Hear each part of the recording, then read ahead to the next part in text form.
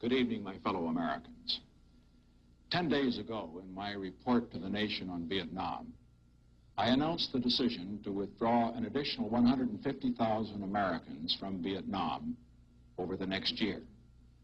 I said then that I was making that decision despite our concern over increased enemy activity in Laos, in Cambodia, and in South Vietnam. North Vietnam has increased its military aggression in all these areas, and particularly in Cambodia. Tonight, American and South Vietnamese units will attack the headquarters for the entire communist military operation in South Vietnam. This is not an invasion of Cambodia.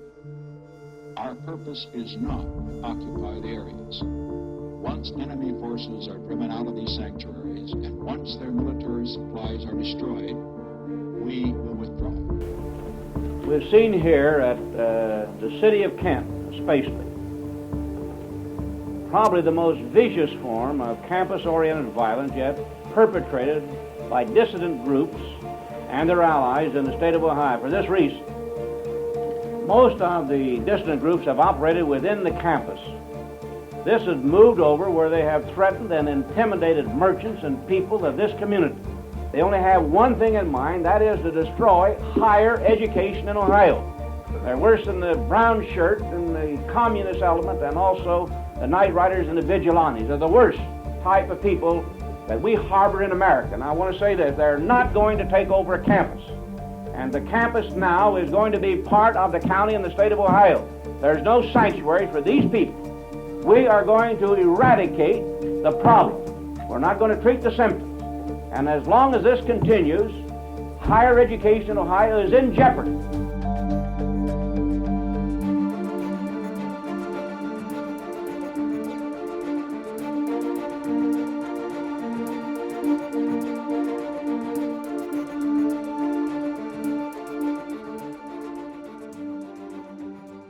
In May of 1970, I was a graphic design major at Kent.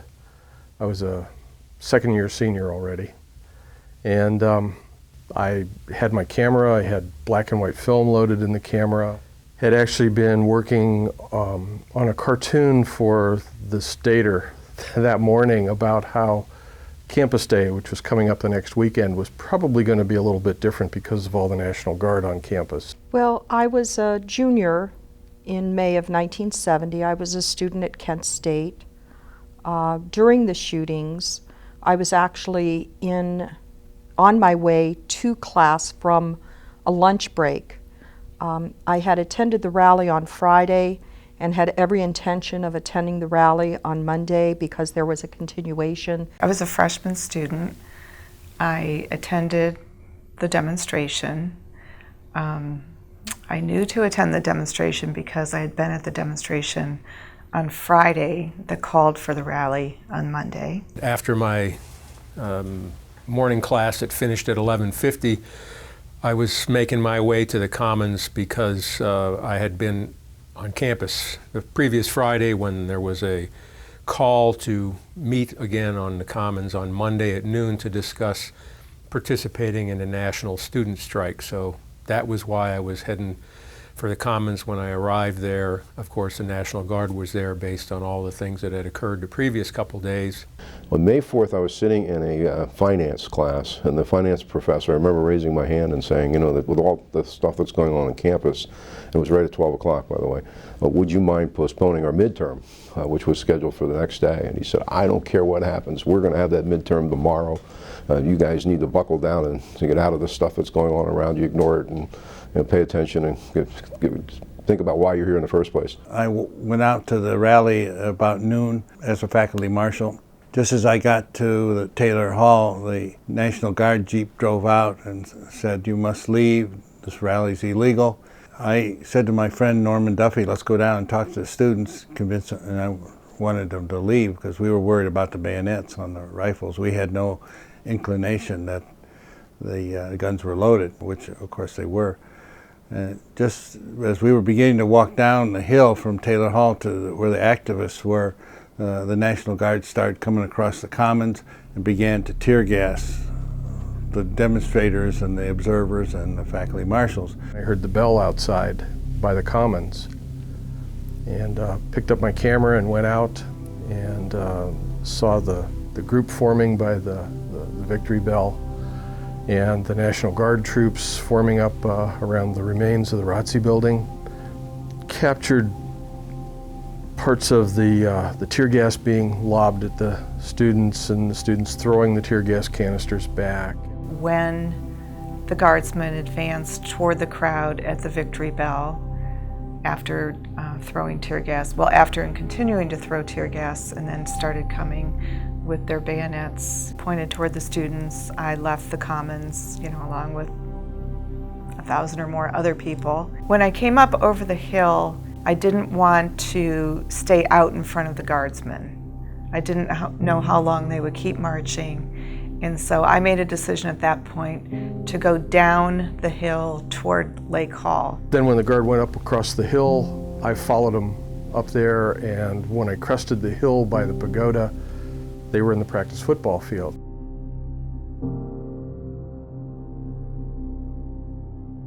The guard started to move away from the students down the long axis of the football field, and I thought everything was over.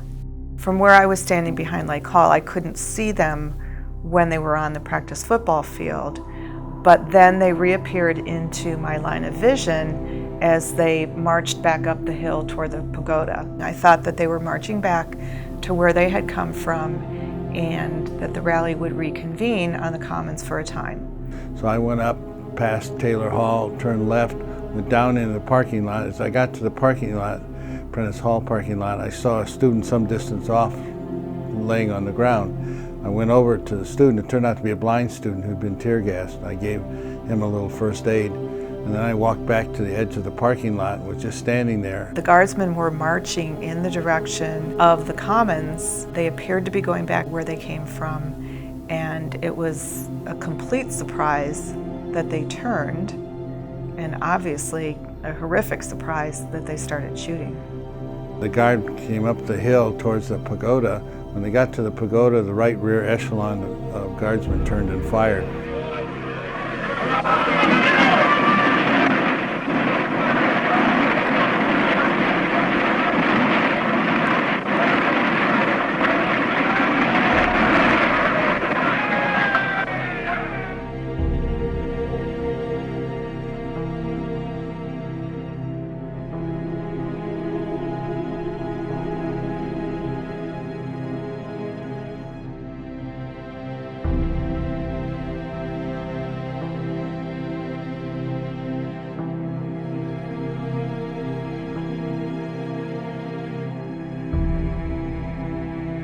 I was maybe 30 feet south of Don Drum's sculpture when they actually turned and began to fire. First, I thought, well, why are they firing? We were not posing a threat. And then I thought to myself, I'm sure they're not firing live ammunition. They're firing blanks just to, as a way to try to disperse the crowd. I'd been in the Army, so I knew that those were real bullets because light travels faster than sound. So I dove for cover behind a bush. When they stopped firing is when I stood up, looked around, and saw that clearly they had been firing live ammunition because there were students who were wounded around me. I saw the guardsmen turn in unison. I assumed it was 180 degrees. It turns out it was 135 degrees.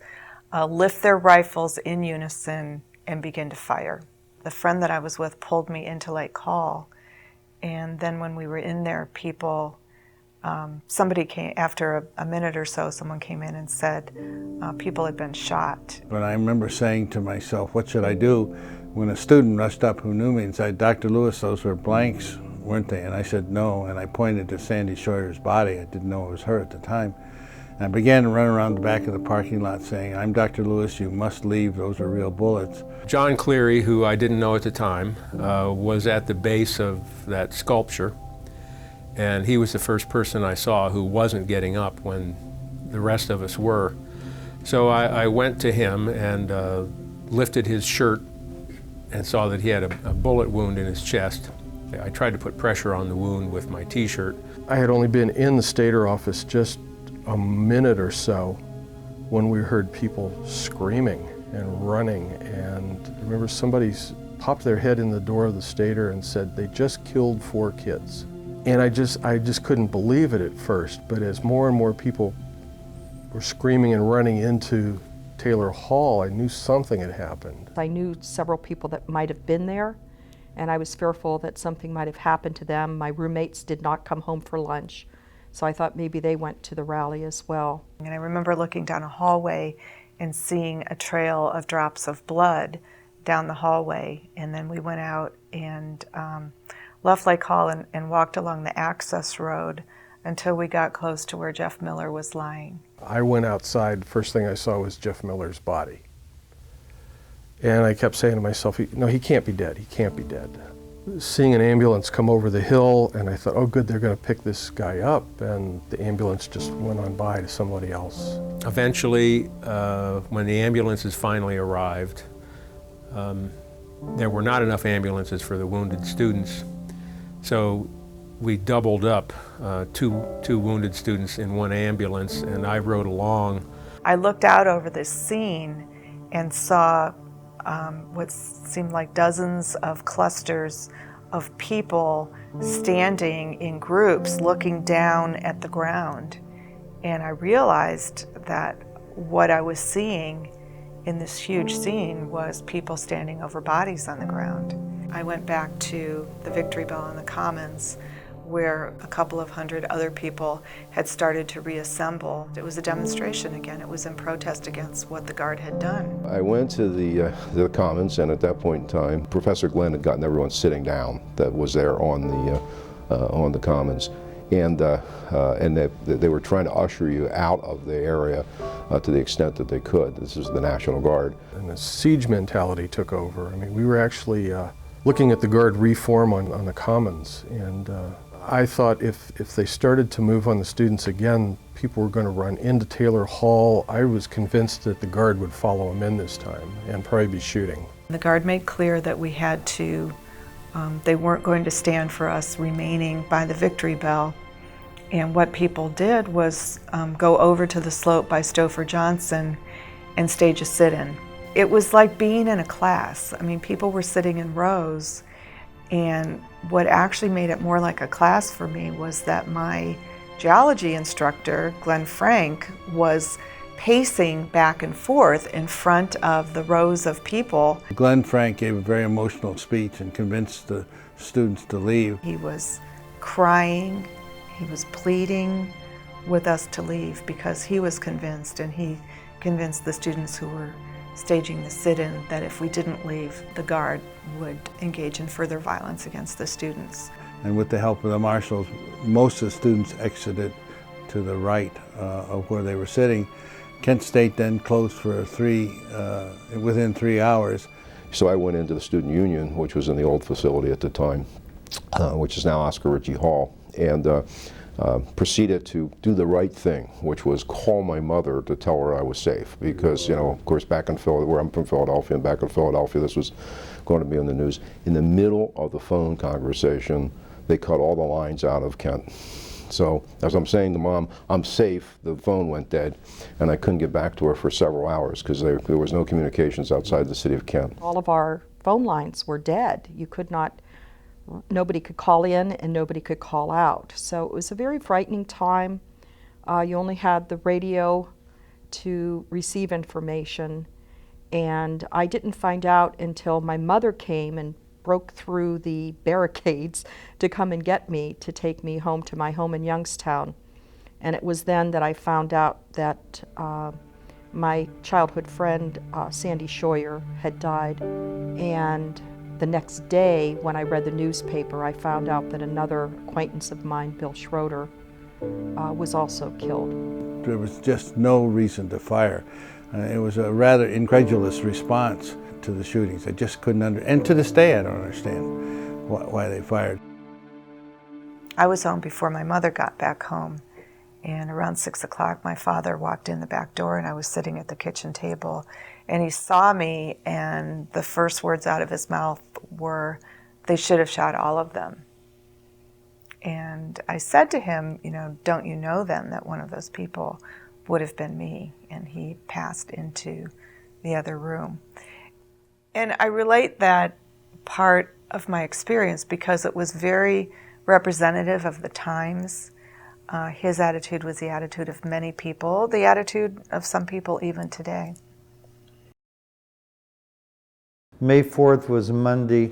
Thursday, I was asked and brought down by the Beacon Journal to look at the bullet hole. The guards, when they fired at the students, pierced the sculpture, but at the time they were saying the hole in the sculpture was evidence that they were fired on first, and that's why they fired back. We arrived about 11 o'clock. The students were off the campus. There were men walking around, which I assume were FBI or investigative people, in typical black suits. I spoke to none of them. I was taken immediately to the sculpture in front of Taylor and shown the hole. And what was strange to me as a metal worker, because my specialty is working in metals, is the side toward the guard was flanged out, or pieces of metal were flanged out. On the side toward the student, it was concave. Now, when you drill a hole in metal, particularly this type of steel, you would create that. And that's why people thought maybe that the guard were fired on first. I brought with me a piece of steel as the same thickness and told the newspaper that we wanted to get somebody with the same ammunition and rifling to fire on this piece. And that afternoon we went out to somebody's farm, and I marked the sculpture with a big X before we fired on it to show the entrance side, and we duplicated exactly what happened to the sculpture and showed that it came from the guard. I feel very strongly that the guys who were responsible for this, the governor, the mayor, the guard commander, those people, they're murderers. They should have gone to jail. They never even walked into a courtroom. That pisses me off. I'm never going to be okay with that. Those guys killed those kids. They made it possible for those imbecile guardsmen to shoot those children. You have to remember that the attitude after the shootings was they should have shot more people in Northeast Ohio. I mean, people were dissatisfied. They only killed 4 people and only wounded 9. I really didn't assess until much later the long-term consequences, obviously, but also the national and international consequences of the shootings. We were so focused locally that we didn't realize that it was becoming a cause célèbre around the world. And part of that reason for the cause célèbre was the Mary Vecchio picture by John Philo, which went all over the world and was on all the national and regional newspapers. I was at a house of a friend in Butano Canyon in California. And we heard about it on the radio, we didn't believe it. And Neil and I were out driving around in one of his woodies, and we went over to this friend's house. And a friend came back from the store with a magazine with a girl kneeling over the dead kid. And I watched it hit Neil. He opened the magazine and looked at this thing and hit him in the heart. And I watched him ride Ohio, right there.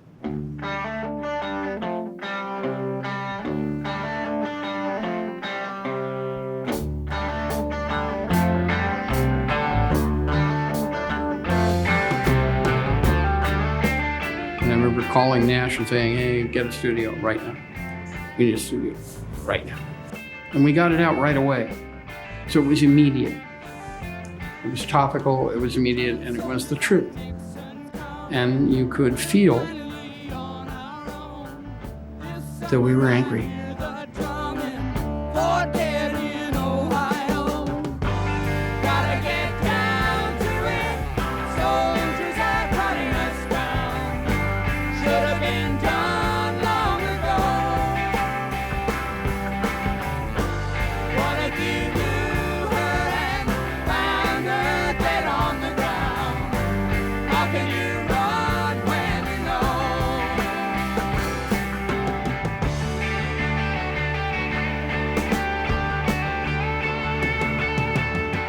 We didn't realize it would be a gigantic hit. We knew that there were a whole lot of people like us who were shocked that 4 of America's children had been gunned down on a campus doing something they were legally allowed to do. One of the important ways that May 4th was the day the war came home was that Congress really rallied and really came together and began withdrawing in very documentable, very real ways its support for Nixon's war in Southeast Asia. Certainly, Nixon said that it was one of the worst moments of his presidency, and so that suggests to me that he felt that they had to do something about the Vietnam situation.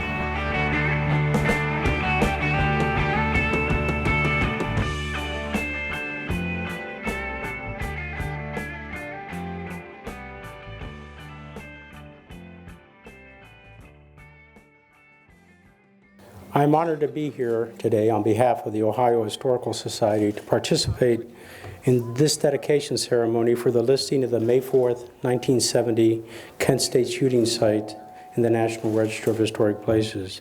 Starting in the late 1970s, I saw several attempts to nominate this site to the National Register, and none were successful for a variety of reasons, including the historical immediacy of the event to the opposition of then-Governor Rhodes. As a witness to the tragic events of May 4th, I took personal satisfaction in signing the nomination that officially recognized this significant place. It was a long time overdue.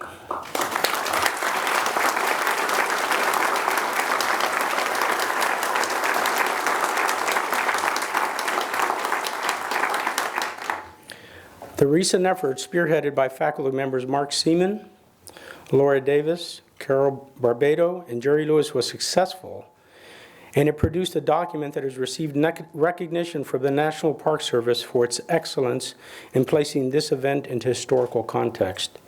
I applaud the authors for their efforts, and I thank the university for their supporting this nomination. In commemorating this site's placement in the National Register, I think it is fitting that we pause in silence for a moment in memory, of Kent State students Allison Krause, Jeffrey Miller, Sandra Scherer, and William Schroeder. Their personal destinies intersected with our nation's collective destiny on that tragic day 40 years ago and changed us forever. Thank you.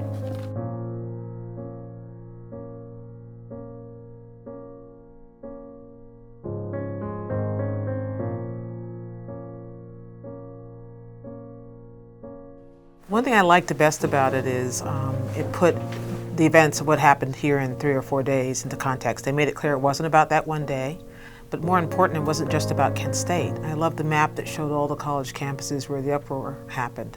I think for students today, this has got to seem alien to them. There's just not this kind of engagement, this involvement, certainly not the violence on college campuses, but mostly engagement is what I'm concerned about. These people were brave. They were very brave, and they got shot to death for it. But they're still inspiring us. Memory about that war, the Vietnam War, is essential to understanding our position in the world today. Of course, the protests of the 1970s play a huge role. And so Kent State is one of those things that happened that really made a difference, was a game changer also in the protests against the war. It's quite strong stuff, and it's very important for kids to see this, for a new generation to understand the anger on both sides. The polarization that we now have, that's supposedly in our country, is evident here. I hope young people will take away that there was a struggle, there was a divide in this country, and that we had our country continually has to grow and develop. These 4 kids meant a lot to the conscience of this country. They died for a reason, a sacrifice, and that has to be remembered, because if you say that no one's responsible and it was just a misunderstanding, it's an insult to their memory. When they went to sit on that hill, blood had already been shed. You gotta be that brave. If you're not, what's your life worth? If you don't stick up for what you believe in, what's your life worth? It's part of our legacy, it's part of our history. On the other hand, it's a distant memory for most of the current students. There'll be key pieces like the visitor center, the memorial, and the vigil, which will continue to remind this student body as well as the nation about May 4th. It also speaks to us about the importance of respecting diversity of opinions, of points of view. You know, it's very difficult to hear people dissent, especially in a time of war. But that's a principle that our country is founded on. The challenge, it seems to me, for a place like Kent State, which is now stuck in kind of the national narrative, is to do something with that. And that's what this visitor center does. And it doesn't look away from its history. It doesn't say, well, that was an aberrational moment that we have gotten past and we've now moved on. But you've taken it and done what a university should do, which is turn it into a learning experience. And that way, as the words Kent State become part of the national historical narrative, it means something more than just a terrible thing happened.